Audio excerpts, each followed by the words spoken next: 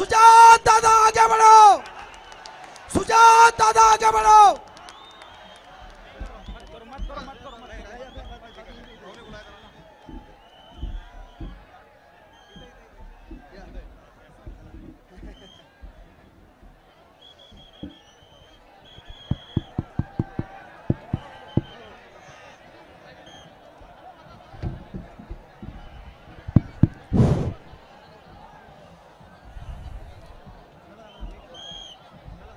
भगवान तथागत गौतम बुद्ध, विश्वरत्न डॉक्टर बाबासाहेब आंबेडकर, छत्रपती शिवाजी महाराज, महात्मा ज्योतिबा फुले, सावित्रीमाई फुले, छत्रपती शाहू महाराज, साहित्यरत्न अण्णाभाऊ साठे, मौलाना आझाद आणि ह्या सर्व महापुरुषांबरोबर मला अजून एकाचं नाव अभिवादनामध्ये घ्यायला आवडेल, ज्यांनी 21व्या शतकामध्ये तरुणांमध्ये आणि इकडच्या विद्यार्थ्यांमध्ये आपल्या कृतीतनं, आपल्या चळवळीतनं परत एक आंबेडकरवादी चळवळीला नवी ऊर्जा दिली, असे शहीद रोहित वेमुला या सर्वांना त्रिवार अभिवादन करतो।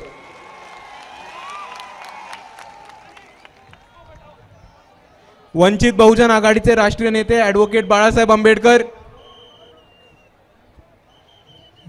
आजच्या सभेचे अध्यक्ष PG वानकडे साहेब,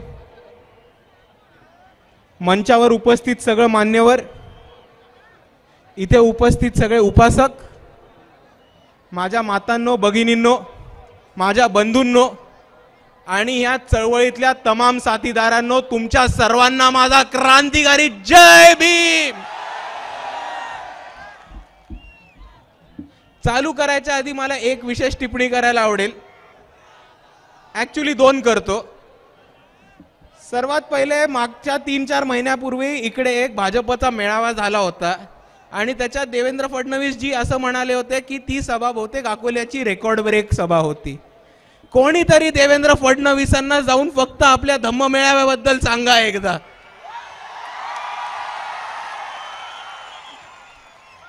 आणि अख्ख्या आंबेडकरवादी चळवळीसाठी अख्खी आंबेडकरवादी चळवळ जेव्हा एका वादामध्ये अडकली आहे की आपण जयंती नाचून साजरा करू किंवा वाचून साजरा करू, हा आजचा धम्म मेळावा, इकडे येणारी रॅली त्यांच्यासाठी एक उदाहरण आहे की लोक डीजे लावून, ढोल ताशा लावून, लेझिम घेऊन नाचत नाचत येतात तर ते बाळासाहेबांचं वैचारिक मार्गदर्शन ऐकायला।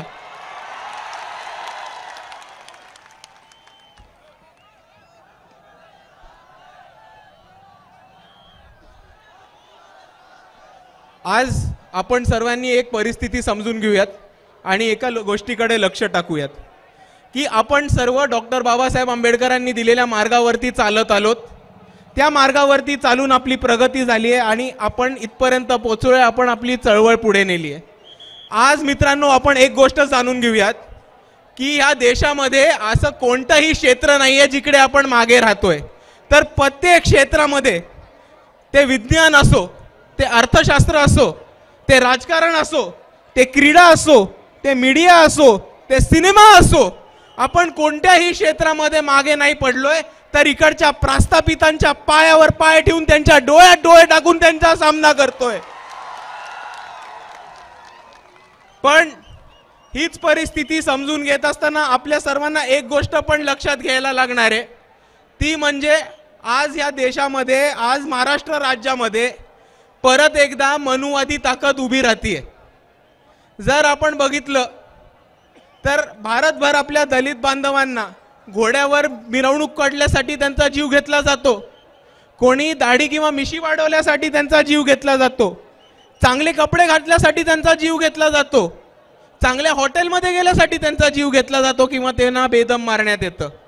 आणि जर आपण आपल्या महाराष्ट्रामधल्याच गेल्या 6 महिन्याचं उदाहरण घेतलं तर आपल्या सर्वांच्या समोर एक खूप दुःखदायक घटना होती, ती म्हणजे आपल्या सर्वांचा चळवळीतला साथीदार, वंचित बहुजन आघाडीचा एक धडाडीचा कार्यकर्ता, ज्याला आम्ही साथीदार मानायचो, असा अक्षय भालेराव, त्यांनी नांदेडमध्ये त्यांच्या गावामध्ये पहिल्यांदा मिरवणूक काढली म्हणून तिकडच्या जातीवाद्यांनी त्यांच्याशी फुकट फालतू भांडण करून त्यांचा जीव घेतला गेला. लातूरमध्ये रेणापूरमध्ये एका मातंग समाजाच्या माणसाला तिकडच्या ठेकेदारांनी पैसे चोरल्याच्या आरोपावरती ठेचून मारलं आणि त्यांचा जीव घेतला. श्रीरामपूरमध्ये जर आपण घटना घेतली तर काही भटक्या विमुक्त दलित समाजातल्या तरुणांना तिकडच्या गायगुंड्यांनी तिकडच्या ठेकेदारांनी कबूतर चोरीच्या आरोपावरनं उलटं टाकलं, त्यांना उलटं टांगण्यात आलं, त्यांना मारण्यात आलं आणि त्यांना अमानुष्य असं टॉर्चर करण्यात आलं. आणि हा प्रसंग घडतोय कारण फक्त आणि फक्त आज भाजप आणि इकडचा समाज RSS संघ हा सत्तेत आलाय. आणि दुसऱ्या बाजूला आपण एक समजून घेऊयात की इकडचं जे पोलीस प्रशासन आहे, इकडची जी कायदा व्यवस्था आहे, यांना त्यांनी डावळायचा सुरुवात केलाय आणि इकडची कायदा व्यवस्था आज त्यांनी खिशात टाकली आहे म्हणून यांना कोणी जाब विचारणार नाहीये. मणिपूरची घटना आपल्या सर्वांना माहिती असेल. 3 महिने हा राज्य जळत राहिला, बातमी सुद्धा आली नाही आणि जेव्हा त्याचे दृश्य त्याच्या घटना आपल्या सर्वांसमोर आल्या तेव्हा माणुसकीला काळीमा फासणारी अशी एक घटना आपल्या सर्वांसमोर उघडी झाली. आणि हा राज्य 3 महिने जळत राहिला फक्त आणि फक्त कारण मोदी आणि अमित शहाचं ते षडयंत्र होतं. आणि मित्रांनो, माझ्या साथीदारांनो, जर आपल्याला ह्याच्या विरुद्ध काही करायचं लागणार आहे, जर आपल्याला ह्याच्या विरुद्ध एक आवाज उचलायचा असणार आहे तर आपल्या सर्वांना एकत्र येऊन लढायला लागणार आहे. कारण हे माझं ठाम म्हणणं आहे आणि मी ठामपणे मानतो की जर इकडच्या संघाला, इकडच्या भाजपला, इकडच्या धारकऱ्यांना, इकडच्या मनुवाद्यांना, इकडच्या नागपूरच्या अर्ध्या चड्डीवाल्यांना जर कोणी हरवू शकतं, जर त्यांचा कोणी पराभव करू शकतं, जर त्यांना कोणी उचलून खाली आपटू शकतं तर तो फक्त आणि फक्त इकडची आंबेडकरवादी विचारधारा एवढं मी ठामपणे मानतो.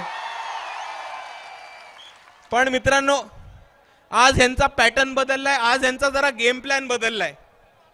हे ह्या लोकांची आपल्याला बघून, मी सरळ सरळ सांगतो, ह्या लोकांची आपल्याला बघून सरळ सरळ फाटते. म्हणून ह्यांनी काय केलंय, ह्यांनी आता नकली आंबेडकरवादी त्यांच्या पेरोलवरती ठेवलेत आणि त्यांना सगळीकडे पाठवायला प्रयत्न केलाय. आणि जर आपण सतर्क नाही राहिलो तर हेच नकली आंबेडकरवादी RSSचे, भाजपचे, हिंदुत्ववाद्यांचे पैसे घेऊन आपल्या बुद्धविहारामध्ये शिरतील, आपल्या वस्तीमध्ये शिरतील, आपल्या समाज मंदिरांमध्ये शिरतील आणि वेगवेगळा अपप्रचार करायला सुरुवात करतील. आणि तसेच नकली आंबेडकरवादी काही आपल्या शहरामध्ये आलेले आणि त्या शहरामध्ये येऊन एक गोष्ट म्हटलेले की आपण राजकारणाकडे जरा असं पडूया नको, आपण राजकारणाकडे दुर्लक्ष करूया, आपण आपली नोकरी आणि शिक्षण याच्यावरतीच विश्वास ठेवूया आणि याच्यात काम करूया. अरे ह्या साल्यांना मला एक गोष्ट सांगायची आहे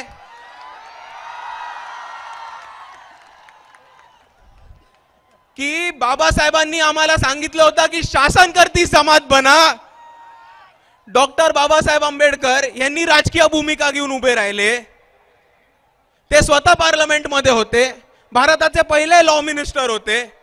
या भारत देशामध्ये एक नाही तर 3 Labour Party of India, scheduled caste front आणि रिपब्लिकन पार्टी ऑफ इंडिया असे 3 महत्त्वाचे पक्ष या बाबासाहेब आंबेडकरांनी आपल्याला या देशामध्ये दिले होते.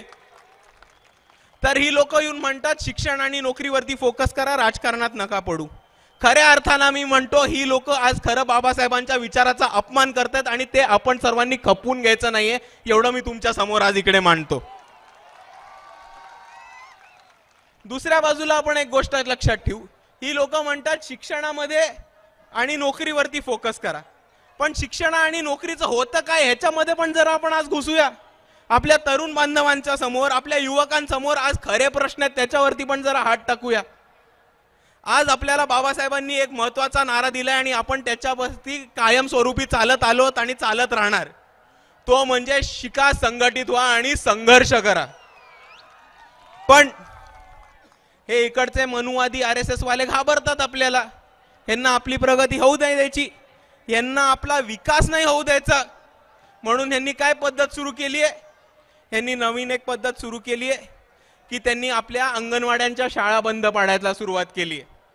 त्यांनी हा नवीन एक GR काढलाय की जिल्हा परिषदेच्या 5 शाळा ह्या बंद करून त्याचा एक मध्यवर्ती क्लस्टर चालू करण्यात येईल आणि तो चालू केलेला क्लस्टर चालवायला देतील 11 महिन्यांसाठी एका ठेकेदाराला कॉन्ट्रॅक्टवरती. आता मला ह्यांना विचारायचं, तुम्ही अशिक्षित असाल, तुम्ही बेबुद्धी असाल, तुम्ही बेअक्कल असाल, पण इकडे मला एक गोष्ट सांगा की कोणती शाळा 11 महिने चालू ठेवतात? 11 महिने जर आपण शाळेत गेलो तर एका वर्षानंतर पास झालो, पुढच्या वर्षी काय गावभर बोंबलत बसायचं आम्ही? आणि या मध्यवर्ती शाळेचं जी जागा हडपणार आहेत त्याचं नक्की होणार काय 11 महिन्यानंतर? इकडचे कॉन्ट्रॅक्टवाले, इकडचं कॉर्पोरेट ते खिशात टाकतील आणि स्वतःचे पाकिटं भरून घेतील. दुसऱ्या बाजूला आपण जर बघितलं तर हायर एज्युकेशन, उच्च शिक्षण, इथे मोठ्या प्रमाणावरती कॉलेजेसमध्ये, इन्स्टिट्यूशन्समध्ये जातीवाद सुरू झालाय आणि आपल्या पोरांचं मेंटल खच्चीकरण करण्याचा प्रोसेस सुरू झालाय. शिष्यवृत्ती अजून मिळत नाही, स्कॉलरशिप्स अजून पोरांना मिळत नाहीत आणि हा ह्यांचा षडयंत्र आहे, हा ह्यांचा गेम प्लॅन याच्यासाठी आहे की त्यांना आपल्याला शिकू नाही द्यायचंय. कारण जर आपण शिकलो तर आपण संघटित होऊ, आपण विचार करायला लागू आणि आपण असे प्रश्न विचारू ह्यांना की ते अडचणीत येतील. आणि म्हणून त्यांना त्याच्यासाठी आपलं शिक्षण आणि शिका, संघटित व्हा, संघर्ष करा मधला पहिली जी पायरी होती, पहिला जो स्टेप होता तो इकडच्या मनुवाद्यांना बंद करायचा, हे आपण आज समजून घेऊयात. दुसऱ्या बाजूला जर आपण नोकरीवरती बघितलं तर आज भारताची अर्थव्यवस्था खूप मोठ्या प्रमाणात कोसळतीये. इकडची अर्थव्यवस्था डळमळ केली आहे या मोदी आणि शहाच्या अर्थशास्त्राच्या डिपार्टमेंटनी आणि फायनान्स मिनिस्टरांनी. आज शिक्षित बेरोजगारांचं प्रमाण खूप मोठ्या प्रमाणात वाढलंय. आपली पोरं शिक्षण घेतात, उच्च शिक्षण घेतात, पण बाहेर जाऊन आज त्यांना नोकऱ्या मिळत नाहीत अशी पद्धत आहे. दुसऱ्या बाजूला इकडे आपल्याला सरकारी नोकऱ्या मिळत होत्या, शासकीय नोकऱ्या मिळत होत्या, पण इकडच्या सरकारी नोकऱ्या आणि शासकीय नोकऱ्या स्पर्धा परीक्षा बंद करून त्यांनी कॉन्ट्रॅक्टी पद्धतीने भरती सुरू केली आहे परत. आणि ह्या भाजपवाल्यांना मला एक प्रश्न विचारायचा आहे, पण त्याआधी इकडे जमलेल्या सगळ्या लोकांना मला विचारायचं आहे की कॉन्ट्रॅक्टी भरती नक्की कशासाठी करतायत ते सांगू शकेल कोणी? एक मुद्दा बरोबर आहे, हे ते 2 गोष्टींसाठी करतात. सर्वात पहिले ते आरक्षण डावलायसाठी, आरक्षण बंद करण्यासाठी. कारण आपण जर कॉन्ट्रॅक्ट देतो तर कॉन्ट्रॅक्टवरती SC ST VJNT DNT असे कॅटेगरी मिळतात आपल्याला? नाही मिळत. ते कॉन्ट्रॅक्ट देणार कोणाला आहेत?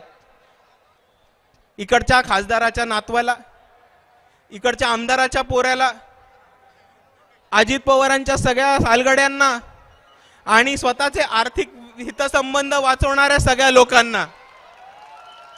आणि म्हणून मला या भाजपला एक प्रश्न विचारायचा आहे की तुम्ही 2014 मध्ये जेव्हा महाराष्ट्राच्या सत्तेमध्ये आला होता तेव्हा तुम्ही एक महत्त्वाचा नारा दिला होता, एक कॅम्पेन चालवलेली की कुठे नेऊन ठेवलाय महाराष्ट्र माझा. पण आज या भाजपनी महाराष्ट्राच्या सत्तेत आल्यावर ठेक्यावर देऊन ठेवलाय महाराष्ट्र माझा. आणि इकडे जितके पण पोलीस आहेत, पोलीस प्रशासनाची लोक आहेत, अधिकारी आहेत, जे अधिकारी नाही आहेत ते लपून ऐकतायत ते अधिकारी आहेत, त्या अधिकाऱ्यांना मला एक प्रश्न विचारायचा आहे की आपण सर्व आपली बॅकग्राऊंड का विसरताय? आपण सर्व आपली सुरुवात कुठे झालाय, कुठपासून झाली हे का विसरताय? जर तेव्हा कॉन्ट्रॅक्टी भरती चालू असती तर तुम्ही आज या ठिकाणी पोहोचू नसता शकलात. ही एक गोष्ट तुम्ही लक्षात ठेवा. दुसऱ्या बाजूला आपण एक समजून घेऊयात की 2019 पासून या लोकांनी महाराष्ट्राचं राजकारण बरंचसं गढूळ करून ठेवलंय आणि 2019 नंतर कोणता नेता कोणाबरोबर आहे, कोणता गट कोणाबरोबर आहे, कोणता माणूस कोणत्या पक्षात आहे हेच कळेना आपल्याला. आणि 2019 पासून राजकारणापेक्षा काहीतरी वेगळाच प्रकार चालू झालाय. पण एक पॉलिटिकल सायन्सचा विद्यार्थी म्हणून, एक राज्यशास्त्राचा विद्यार्थी म्हणून मला एक गोष्ट ठामपणाने यांना सांगायची आहे, ती म्हणजे आपण सत्तेसाठी कितीही ओलांट्या उड्या मारा, तुम्ही काही करा, पण ह्या तरुणांचा, या युवकांचा, इकडच्या विद्यार्थ्यांचा फक्त लोकशाहीवरचा विश्वासघात नका करू, कारण प्रत्येक नेत्याला ती एक नैतिक जबाबदारी आहे की आपण लोकशाही टिकवून ठेवली पाहिजे आणि प्रत्येक माणसाला मतदानाचा अधिकार आणि महत्त्व समजून टाकला पाहिजे, तो कोणत्याही पक्षाचा असो, तो कोणत्याही विचारधारेचा असो. पण 2019 पासून नक्की झालं काय? 2019 नंतर खऱ्या अर्थाने राजकारण बंद करून एक क्रिकेटची मॅचच सुरू झाली असं मला वाटतं. कारण 2019 मध्ये जेव्हा इकडची महाविकास आघाडी सत्तेत आली तेव्हा माननीय शरद पवारजींनी एक वक्तव्य केलं होतं की माझ्या गुगलीवरती हे सगळे आउट झाले. त्याच्यावरती माजी मुख्यमंत्री देवेंद्र फडणवीस जी येऊन म्हणाले की नाही, मला गुगलीवरती बरोबर खेळता येतं, खरा गुगली तर मीच टाकला होता. मग शरद पवार साहेब म्हणतात की नाही, यांना तर खऱ्या अर्थाने माझा गुगली कळलाच नव्हता. मग फडणवीस जी येऊन म्हणतात नाही, मी यांच्या गुगली बरोबर खेळलेलो, खरा गुगली माझा होता. मग त्याच्यानंतर पवार साहेब म्हणतात की मी इतके वर्ष ICC आणि BCCIचा अध्यक्ष राहिलोय, इकडच्या माणसांनी मला क्रिकेट खेळणं शिकवू नये. मग त्याच्यानंतर देवेंद्र फडणवीस जी येऊन म्हणतात की पवार साहेबांच्या गुगलीनी त्यांचाच माणूस आउट झाला. मला ह्या दोघां महान नेत्यांना, ज्येष्ठ नेत्यांना एक विनंती करायची आहे की रोहितदादा पवारांकडे महाराष्ट्र क्रिकेट असोसिएशन आहे आणि त्या अमित शहाच्या कार्ट्याकडे BCCI आहे. तर आपण ह्या दोघांना विनंती केली तर हे दोघं आपल्याला महाराष्ट्रामधलं किंवा भारतामधलं कुठलंही क्रिकेटचं स्टेडियम उपलब्ध करून देतील. आपण तिकडे जाऊन मोकार बॅट बॉल खेळत बसा, या महाराष्ट्राच्या जनतेशी घेऊ नका फक्त. आणि आज आपल्या सर्वांना या सगळ्या परिस्थितीमधनं उठायचं असेल, या सगळ्या परिस्थितीवरती आवाज उठवायचा असेल आणि आपल्या हक्काचं एक सरकार बसवायचं असेल तर आपल्या सर्वांसमोर एकच पर्याय, तो पर्याय म्हणजे वंचित बहुजन आघाडी. आणि आज मी एक गोष्ट सांगतो की ह्या वंचित बहुजन आघाडीच्या कार्यकर्त्यांनी एक ठराव केलाय की जर कोणी मनुवादी, धारकरी, संघी, भाजपचा चिल्लर कार्यकर्ता, भाजपचा मोठा कार्यकर्ता, नागपूरचा अर्धी चड्डीवाला इकडच्या वंचितांच्या विकासासमोर आला, जर इकडच्या वंचितांच्या विकासासमोर आडवा आला तर इकडचे वंचित बहुजन आघाडीचे कार्यकर्ते त्याला आडवा करण्याशिवाय राहणार नाही, तेवढं मी तुमच्या समोर सांगतो.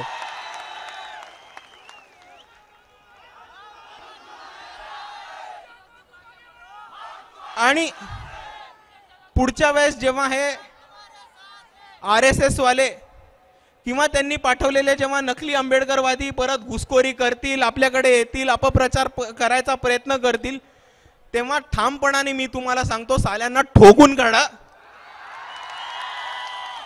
आणि जर त्यांनी परत याची हिम्मत केली तर त्यांचा करेक्ट कार्यक्रम मी स्वतः येऊन वाजवतो, एवढं तुम्हाला सांगणार आहे.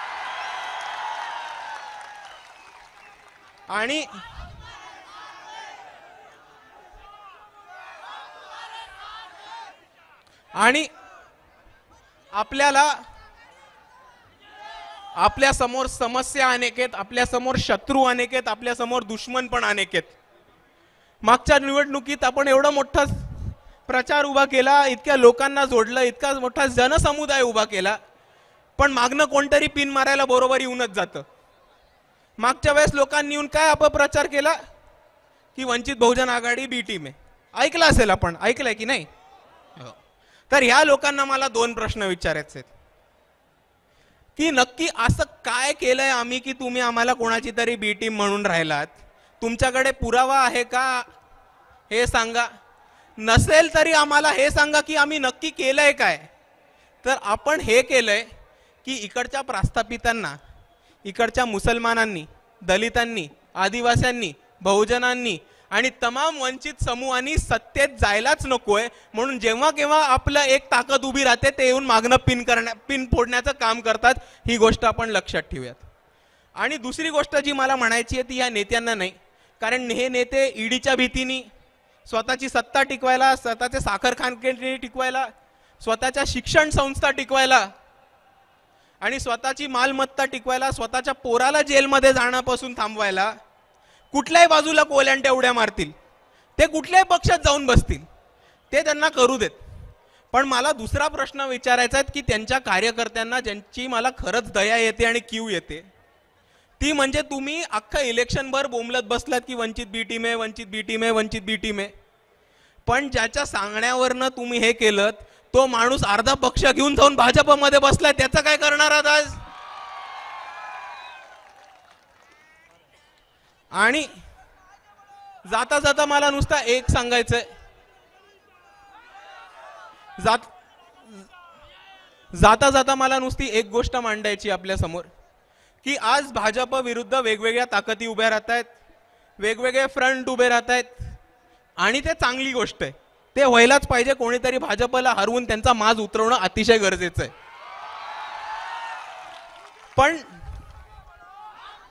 पण दिल्लीमधले एक शख्स आहेत, दिल्लीमधले एक व्यक्ती आहेत, त्यांनी असं म्हटलं होतं की वो नफरत के बाजार में एक मोहब्बत का दुकान खोलना चाहते हैं, की त्यांना द्वेषाच्या बाजारात एक छोटंसं प्रेमाचं दुकान चालू करायचं होतं. मला एक गोष्ट कळत नाही पण की एवढ्या मोठ्या द्वेषाच्या बाजारामध्ये तुम्ही एक छोटंसं दुकान उघडून काय करणार आहात?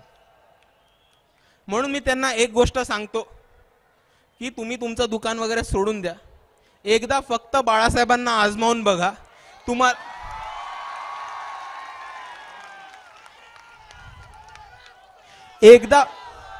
एकदा फक्त बाळासाहेबांना तुम्ही आजमावून बघा, दुकान बिकान सोडा, भाजपचा अख्खा बाजार उठवू.